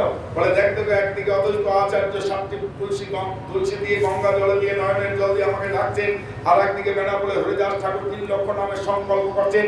নিচে বসে যতবার আমাকে কি করবে, নিচে বসে যতবার ভক্তরা আমায় ডাকবে উপর থেকে তত আমি নিচে নামতে বাধ্য। দেখো ওরা আমায় ডেকেছে, আমি কি করব? সখীরা বললেন প্রভু তুমি তো আমাদের কাছে ঋণী আছো, মনে আছে তুমি বংশী বাজিয়ে চলে যেতে আমরা মন হা কৃষ্ণ বলে কাঁদতাম, তুমি আমাদের কাছে ঋণী আছো, আমাদের ঋণ শোধ করে যাও। বলে কেমন করে তোমাদের ঋণ শোধ হবে? সখীরা বললেন আমরা যেরকম বৃন্দাবনে হা কৃষ্ণ কৃষ্ণ বলে কেঁদেছি, তুমিও জগৎ জীবের দ্বারে কলিযুগে হা কৃষ্ণ কৃষ্ণ বলে যতদিন কাঁদবে তখনই আমাদের ঋণ শোধ হয়ে যাবে। আমরাও তোমার লীলায় সঙ্গ দেব প্রভু। বলে তোমরা তোমায় বিদায় দিলে, যার কাছে আমি বহু ঋণী, বহু বল্লভা ঋণী, তিনি হচ্ছে রাধারানী। গোলকে রাধারানীর কাছে গেলেন, রাধারানীর কাছে যে গোবিন্দ বললেন রাই ঋণ কেমন করে শোধ হবে? রাধারানী বললেন তোমার পুরুষ দেহ দিয়ে তুমি রাই ঋণ শোধ করতে পারবে না। কেন? পুরুষের আভিজাত্য থাকে, অহংকার থাকে। মায়েরা, নারীরা পুরুষের কাছে 3 বার বশ হয়ে থাকে। বাল্যকালে পিতৃলয়, যৌবনে স্বামীরালয়, বৃদ্ধকালে পুত্রের আলয়। পিতার কাছে বাল্যকালে থাকেন, যা বলে তাই শোনে, যৌবনে স্বামীরা যা বলে তাই শোনে, বার্ধক্যকালে বৃদ্ধ হলে ছেলেরা যা বলে তাই শোনে। কেন? মেয়েরা তাদের ধৈর্য সহ্য থাকে, তাদের অহংকার থাকে না, তারা 3 বার পুরুষের কাছে বশ হয়, পুরুষের অহংকার থাকে। তুমি তোমার এই পুরুষ দেহ দিয়ে কখনো কি করতে পারবে না, কখনো তুমি রাই প্রেম অর্থাৎ কৃষ্ণ প্রেম বিতরণ করতে পারে না। কৈশল তুয়া প্রেমা, কৈশল মধুরিমা, কৈশল সুখতীয় ভোর, এ তিন বাঞ্ছিত দান প্রজনা হইলে পুরাণ কি করিব না পাই। পারবে না তুমি, তোমার গুরু বলতে হলে কোনোভাবেই কি পারবো না আমি, বলছে না হবে। বলে তুমি এক কাজ করো, তুমি আমার কাছ থেকে প্রেম ধান নাও, লীলা অন্তে ফিরিয়ে দিও। আজকের ধান নাও, যখন তোমার লীলা শেষ হবে তখন তুমি আমায় ফিরিয়ে দিবে।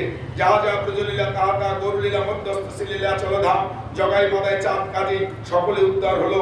প্রভু আমার রাধারানীকে বললেন, রাধারানী বললেন আমার উদ্ধার অর্থাৎ আমার প্রেম ধান নাও। গোবিন্দ আজকে আমার রাধারানীর কাছ থেকে ধান নিলেন। তুয়া কান্তি ভাবধরি, তুয়া প্রেম গুরু করি নদিয়াতে করবুদয়। ভাবিয়া দেখিনু মনে তোমার সর্ববিনে রাধে, তুমি যে স্বপ্নে যাকে দেখেছো ওই রূপটা তোমার। ভাবিয়া দেখিনু মনে তোমার সর্ববিনে, এদিন বাঞ্ছিত পূর্ণ কবু নয়। তুয়া কান্তি ভাবধরি, তুয়া প্রেম গুরু করি নদিয়াতে করবুদয়। সাদিব মনের সাদা, ঘুচিবে সকল বাধা, ঘরে ঘরে বিলাব হরি। আমি কোনো বাধা রাখবো না গো, আমি কোনো বাধা রাখবো না গো। সাদিব মনের সাদা, ঘুচিবে সকল বাধা, ঘরে ঘরে বিলাব হরির নাম। আমি ঘরে ঘরে কি করব? হরির নাম বিতরণ করব।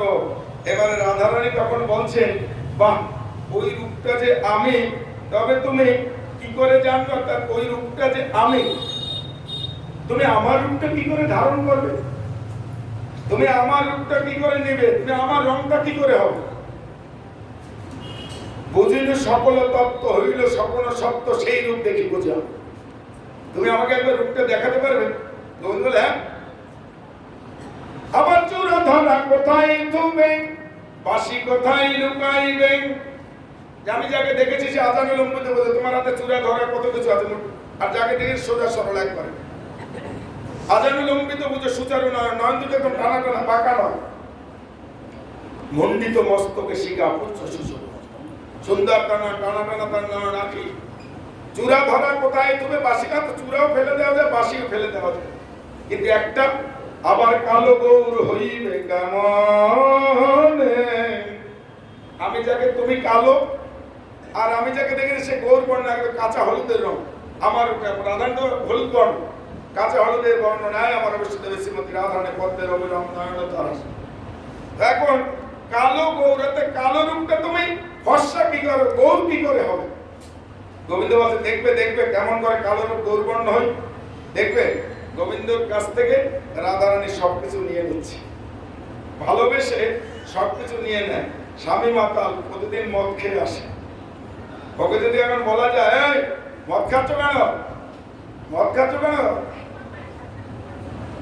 আর মদটা খাবে না, স্ত্রীর কথা শুনে স্বামী বলছে আরে আমি মদ খাচ্ছি, তোর পয়সায় খাচ্ছি না তোর বাবার বাড়ির পয়সায় খাচ্ছি, নিজে রোজগার করতে নিজে খাচ্ছি, আরো খাবো বেশি করে। ওকে যত চেতাবে তত চেতাবে, ওদের যত মাতাবে তত মাত। কিন্তু স্বামী যখন মদ খেয়ে আসছে, বুদ্ধিমান স্ত্রীরা কি করবে? ওগো মাথায় জল দিয়ে হাত দিলে, হাতে হাত দিচ্ছে, দিয়ে আর তুমি মদ খেও না, দেখো ছেলেটা বড় হয়েছে, ওগো এইরকম করো না। এইরকম করলে তো ছেলেটাও তোমার প্রতিদিন তোমার কথা অনুসরণ করবে। এবারে কাঁধে হাত দিয়ে দিয়ে দিয়ে উপর দিয়ে হাত দিয়ে দিয়ে পকেট পর্যন্ত আসছে। 500 টাকার নোটগুলো আস্তে আস্তে তুলে নিচ্ছে, নিতে আই করে হয়েছিল তো মদ খেয়ে চলে গেছে। এবার যে কথাবার্তা হয়ে মদের দোকানে গেল, বলে মদ দাও, মদের বোতল হাতে নিছে, পকেটে যে হাত দিয়েছে দেখছে পকেট ফাঁকা, রাধে রাধে। সর্বনাশ, ভালোবাসা দিয়ে সব টাকা নিয়ে নিচ্ছে। যাক, স্ত্রী যখন এতই আমায় ভালোবাসে, তাহলে আমি একটু সাধারণ মদ ছাড়তে পারবো না? আজকের ও জায়গাতে এই বোতল ফেলে দিয়ে বললো আর জীবনে কোনোদিন মদ গ্রহণ করবো না, আমি স্ত্রী পুত্র নিয়ে সংসার করবো, রাধে রাধে। ভালোবাসা ভবিষ্যতে শ্রীমতী রাধারানী গোবিন্দের কাছ থেকে সবকিছু টেনে নিয়েছে। গোবিন্দ বলছেন 32 ইঞ্চির ছাতি তারা 38 ইঞ্চি হয়ে গেল। দেখো কি করে আমি দেখাই, কি করে আমি কালো গৌর হই। রাধারানী বলছেন তোমার কাছ থেকে আমি সব টেনে নিয়েছি, তুমি নিজেও বুঝতে পারছো কেন না? আমি তোমার অর্থাৎ প্রতিনিধিত্ব ভালোবাসার স্বরূপ। আমি আমার সমস্ত জ্বালা, তোমার সমস্ত জ্বালা যন্ত্রণা আমি হৃদয় নিজে ধারণ করবো, তোমাকে স্বচ্ছ রাখবো।